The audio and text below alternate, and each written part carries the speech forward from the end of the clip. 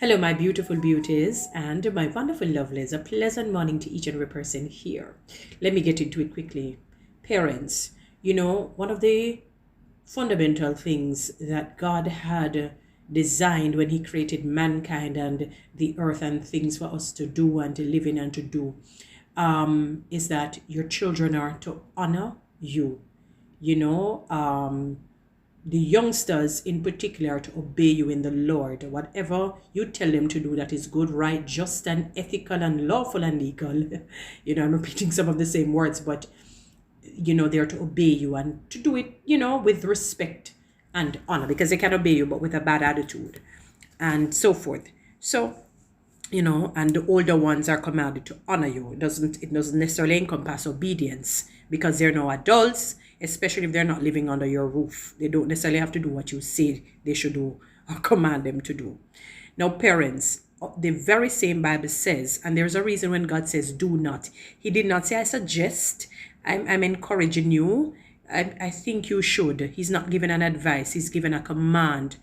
Do not provoke your children. Do not irritate your children. Do not aggravate your children to wrath, lest they become discouraged, lest they become angry. Because as a child, you feel some sort of a way. It makes you feel despondent and sad if you react in a bad manner towards your mother or your father when they provoke you. Now, you have some parents, no disrespect to you, my parents. As I said, I believe in the auspices of the Bible, the Holy Bible. But sometimes you find that everything you complain about, why the shoes is over there, why the toilet is not closed, why the place is not swept, why the bed is not spread, every single day almost. You complain and you complain. That's not good. Even if you think it should be done, it is not, for example, law. It is not as though somebody's going out and committing crimes that they should not do. I'm not saying that the child must not be somewhat domesticated and so forth, but you want them to be you. You want them to be you. You want them to do everything that you say. That's not good. And then you complain. You get boisterous. You get raucous. Or you emit a negative attitude. It will create dissonance. It will create distance between you and your child. Worse, if there was no relationship to begin with.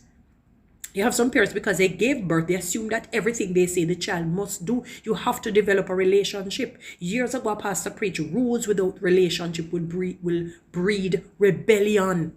That is why sometimes your children, you complain and you bicker and you never praise them.